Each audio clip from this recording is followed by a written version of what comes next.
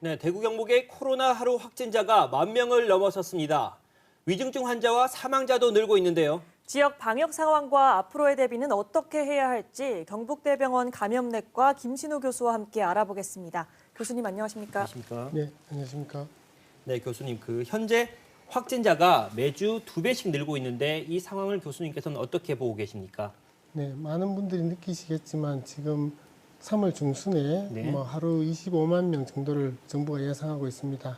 정확하게 맞을지는 잘 모르지만 급격히 늘어나고 있고 네. 그중에서 특별히 연령대가 10대에서부터 60대 이상까지 골고루 발생하고 있어서 팬데믹 상황이다 이렇게 인식하고 있습니다. 병상을 대구의 경우에는 중증을 76.9%, 전담병원이 65.6%를 지금 차지하고 있습니다. 네. 지금 이 상황을 넘기는데 쉽지 않은 상황이다 이렇게 판단하고 있습니다. 네. 또 내일부터 전국적으로 방역 패스가 중단이 되잖아요. 이런 경우에 코로나19가 지역 확산에 어떤 영향을 미칠 것으로 예상하시나요? 예, 지금까지 겪어보면 마스크가 가장 중요했다라고 다 인식하실 것입니다.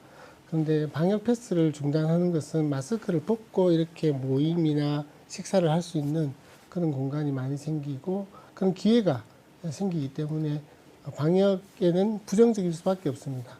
이 영향이 어떻게 미칠지 좀 부정적이겠지만 그럼에도 불구하고 개인이 해야 되는 것은 마스크를 벗는 시간을 최소화함으로써 이 위기를 같이 잘 극복해야 된다 이렇게 생각합니다. 네. 현재 나오고 있는 확진자의 상당수가 대부분이죠. 오미크론 확진자로 나오는데 이 오미크론의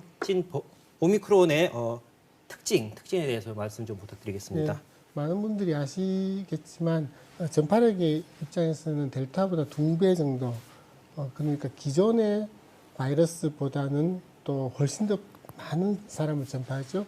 숫자로 이야기 드리면 기존의 바이러스는 한 3명, 4명의 환자를 옆 사람을 만들 수 있는 능력이 있었으면 델타는 7명, 8명, 9명의 환자를 만들 능력이 있었고 지금 오미크론은 10명에서 14명 사이의 환자들을 만들 수 있는 능력이 있습니다. 중증도는 독감보다 조금 더 높다 이렇게 이야기하지만 많은 환자를 만들 수 있는 능력이 있기 때문에 인플루엔자보다는 훨씬 더 큰 위험으로 저희들이 다가오고 있고요.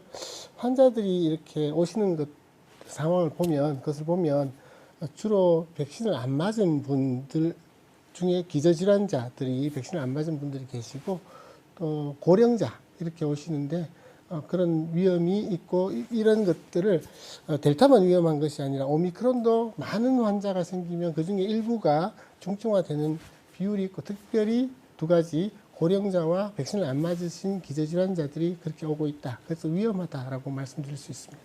네. 전파력이 강하면 확진자가 급증할 수밖에 없고 이렇게 되면 방역 체계에 부담이 될 수밖에 없잖아요. 지역 의료 현장은 어떻게 대응하고 있습니까? 지금 재택 치료로 많이 바뀌는 것은 다 인식하고 계실 것입니다. 그러나 비례해서 환자들이 생겨서 중증 병상을 차지하는 비율이 70% 이렇게 되고 있는데 그럴 때 업무 부담이 의료기관에서는 많습니다. 그렇게 해서 이 중증 환자를 돌보기 위한 병상 확보를 대구의 경우에는 3차 의료기관들이 협력하고 대구와 협의해서 점점 그 병상을 확보하려고 노력하고 있고요. 네. 외래 진료센터를 통해서 소아, 투석 환자 일부는 외래를 통해서 환자를 감염자임에도 불구하고 입원하지 않고 치료하는 부분을 늘려가고 있습니다. 그리고 지금은 많은 환자보다는 중증 환자를 보호하고 치료하기 위해서 병원에 오시게 되면은 박스로비드를 써야 되는 환자인지, 네. 경구 먹는 치료약 있지 않습니까? 박스로비드를 써야 되는 환자인지, 그리고 또 환자가 왔을 때 빨리 렘데시비어라는 약과 스테로이드로 알려져 있는 덱사메사존 이런 약들을 얼마나 빨리 써야 되는지 중심에 맞춰서 한마디로 말씀드리면 많은 환자 중에서 중증 환자를 초점으로 대응하고 있다 이렇게 말씀드릴 수 있습니다. 네, 현재 재택 치료 전환 후에 집에서 사망하는 경우도 발생하고 있고요. 또 의료기관에서 통화가 안 된다는 어떤 불통이라는 불만도 많습니다. 그렇다면 집에서 재택 치료하는 중에 상태가 나빠졌을 때 어떻게 대응해야 합니까? 네, 물론 재택을 담당하는 비대면 진료 신청을 해서 통화를 시도를 하는 것이 1번일 것 같고요. 만약에 그렇게 되지 않을 때 24시간 비대면 의료기관 진료를 할 수 있는 전화번호가 1688-6830 1688-6830을 전화하시면 24시간 동안 계속해서 비대면 진료를 할 수 있습니다.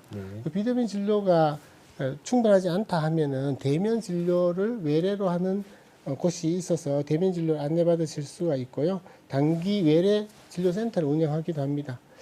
그리고 그것보다도 더 위험한가를 알 때 두 가지가 중요한 것 같습니다. 호흡곤란, 의식저하 이 두 가지 경우가 있으면 119를 통해서 빨리 연락을 해서 나를 의료기관에 데려달라 이렇게 요청하시는 것이 필요하고요. 자기 몸을 잘 살펴서 의료기관과 접촉하면 두 가지 의식저하, 호흡곤란이 있으면 119를 통해서 그 큰 나쁜 일이 일어나지 않도록 몸을 잘 살피는 것이 중요하겠습니다. 네, 또 5살에서 11살까지 소아의 백신 접종 계획도 곧 발표할 예정이잖아요. 어린이는 확진돼도 중증 화율도 낮고 증상도 약하다. 그래서 꼭 백신에 맞아야 하나라고 생각하시는 부모님들도 계시는데 어떻게 보시나요?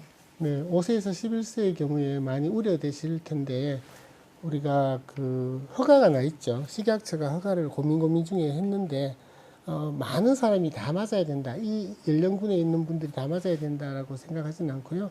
소아천식, 소아당뇨 등 아이들 중에서도 기저질환을 많이 가지고 있는 아이들이 있죠. 그런 분들은 예방접종을 하시는 것을 권하고 그런 아이들은 또 중증으로 넘어갈 수 있는 위험이 상대적으로 일반 건강한 아이보다 크기 때문이죠.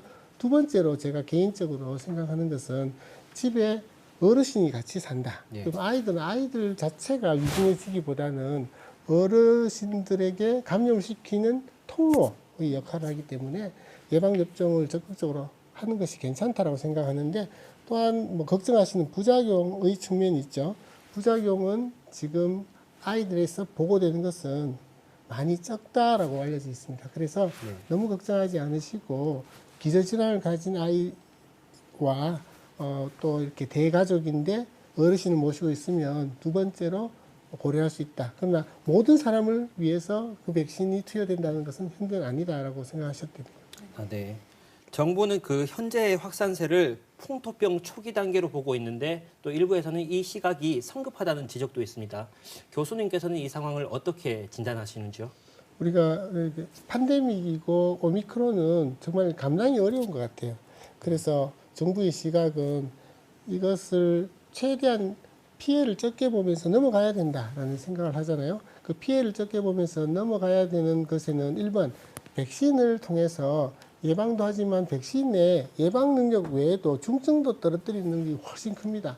그래서 좀 전에도 이야기 드렸는데 중증 환자로 오시는 분들 중에는 백신을 안 맞은 기저질환자들과 고령자입니다.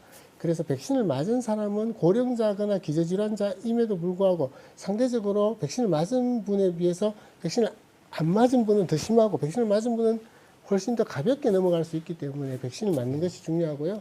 최근에 백신이 부작용을 우려해서 백신을 못 맞던 분들도 새로운 백신도 최근에 소개되고 있죠.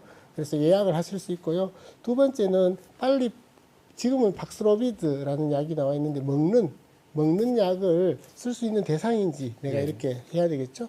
그래서 이 두 가지 백신과 먹는 약을 공급을 하고 그것을 통해서 또 이렇게 적게 위중도를 낮추고 유행의 규모를 천천히 진행하게 함으로써 우리 의료 역량을 유지하면서 이 어려움을 견뎌내야 된다 이런 뜻으로 해석하고 있고요.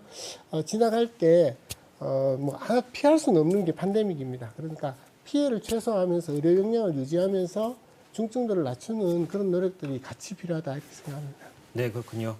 오미크론 확산과 대응에 대해서 지금까지 경북대 감염내과 김신우 교수였습니다. 예, 말씀 고맙습니다.